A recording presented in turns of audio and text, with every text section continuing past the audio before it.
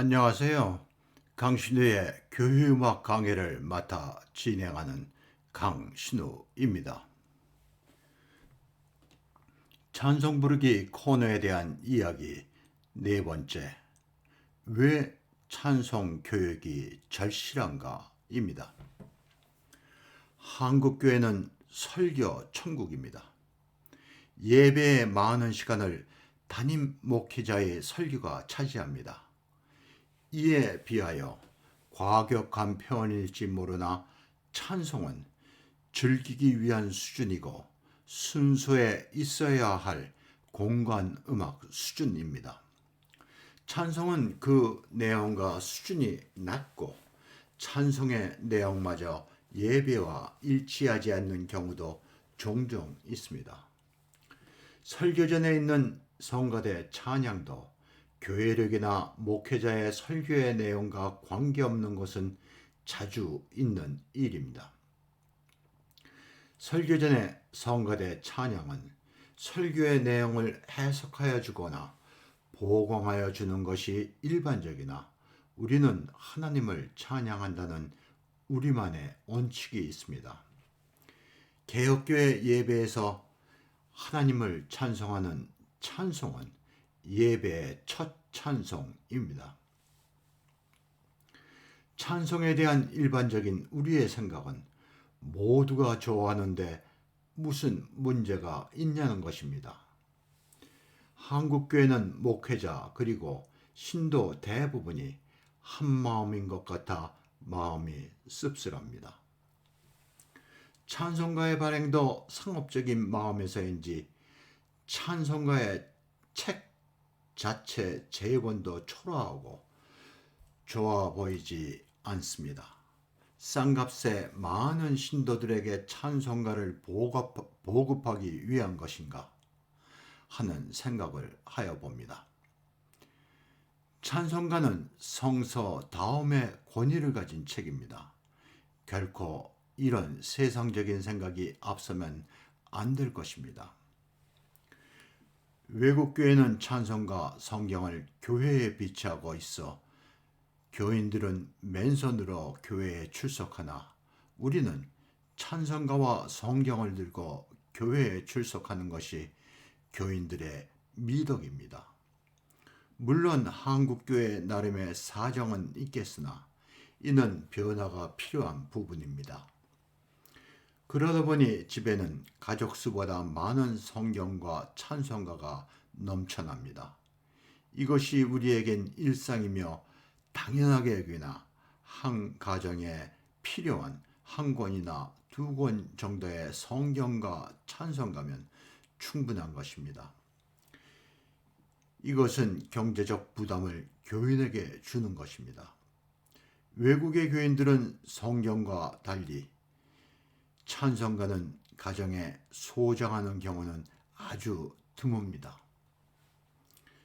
찬송가는 교회에 준비되어 있고 찬송가 자체의 가격이 만만치 않기도 하기 때문입니다. 한편 가지고 다니기에도 찬송가의 크기나 두께가 부담스럽습니다. 이에 대한 이야기는 여기서 줄여야 하겠습니다. 누터는 음악을 업신여기는 것은 신학이 부족하기 때문이라 말하였습니다. 종교개혁 당시에 누터 교회에서 음악에 대한 소양이 부족한 사람에게 목사 안수를 안 하였다는 말도 있습니다. 누터는 음악은 하나님이 주신 큰 선물이다 하였고 음악과 신학이 닮은 것은 영혼을 고치고 영을 소생시키는 것이다 라고 말하였습니다. 우리는 교회에서 신앙생활과 말씀 가운데 하늘나라를 준비하나 예배에서 하나님께 드리는 찬송은 그 내용과 수준이 예배에 합당치 않은 때가 많고 하늘나라에서 부르는 찬송은 더욱 아닙니다. 그러나 누구도 찬송을 가르치려고도 배우려 하지도 않습니다. 나는 울림없고 잔향도 없는 허공에 찬송의 중요함을 외치나 아직은 그 메아리를 들을 수 없습니다. 두어 시간 한 청년의 지도를 받고 가장 원시적인 수준의 동영상을 올리고 있습니다. 이제 100편이 넘는 동영상을 올렸고 블로그에 열심히 글도 쓰고 있습니다. 나의 글과 동영상의 답글은 거의 없다고 할 정도이고 구독자 역시 적습니다.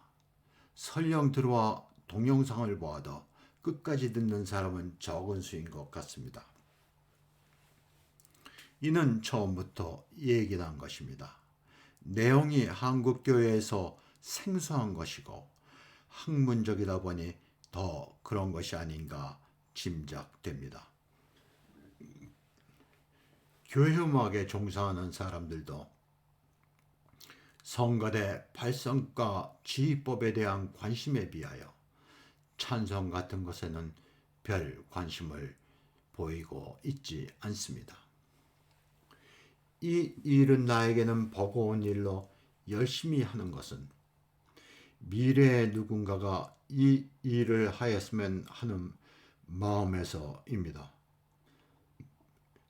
그동안 모아두었던 적지 않은 자료도 공개하는 것은 누군가 이 일을 하려는 사람을 위해 도움이 되지 않을까 하여서입니다. 나의 푸념은 이만 끝내고 1980년대에 내가 하였던 찬성교실 강좌를 준비하며 발행한 안내문을 소개하며 마치려 합니다. 예배의 주요 요소는 하나님께서 우리에게 주시는 말씀과 예배자가 하나님께 드리는 찬송입니다. 말씀이 하나님께서 우리에게 주시는 선물이라면 찬송은 우리가 하나님께 드리는 예물입니다. 이 말씀과 찬송은 예배에서 균형을 이루어야 하며 이러한 예배야말로 하나님께서 기뻐 받으시는 예배입니다. 찬송은 예배를 위한 노래이기에 앞서 신앙인의 생활의 기도서로 교회뿐만 아니라 가정에서도 사용되는 것으로 성소와 더불어 중요한 신앙인의 반려자입니다. 그러나 하나님께 드리는 찬송, 신앙인의 생활의 기도서인 찬송은 내용과 질적 수준에서 문제가 되고 있는 것이 우리의 현실입니다. 한국교회는 신앙의 선조들이 물려준 정통적인 표준 찬송보다는 개인의 신앙적 체험이 기초가 되고 대중음악에 강한 영향을 받은 미국 복음가가 은혜의 찬송으로 이해되고 있으며 예배에서 무절저하게 불려지고 있는 것이 우리의 현실입니다. 이러한 현상은 찬송이 올바르게 이해되지 못한 데서 기인되며 따라서 찬송 교육이 필요하다 하겠습니다. 일반적으로 찬송이 쉽게 익혀지고 부를 수 있다고 생각하나 대부분의 찬송은 체계적인 교육과 노력 없이는 이해하기가 어렵습니다. 이는 대부분의 찬송이 성경 말씀을 노래로 부를 수 있도록 시적으로 재구성한 것으로 이를 이해하기 위하여 성경의 지식은 물론 문학과 음악 그리고 기독교 교리와 문화 전통에 대한 이해가 필요합니다. 모국어가 아닌 외국어를 배우고 익히려면 문법에 대한 이해가 있어야 되는 것과 같이 교회의 역사가 짧은 우리가 찬송을 배우기 위해서는 체계적인 교육이 필요합니다. 우리에게 찬송은 외국어와 같은 것입니다. 선교 2세기에 접어든 한국교회는 양적 성장에서 큰 진전이 있었으나 질적 성숙은 부족하다 하겠습니다. 그러므로 하나님께 일방적으로 구하는 신앙에서 찬송 공부를 통하여 하나님께 드리는 찬송으로 거듭날 수 있어야 합니다.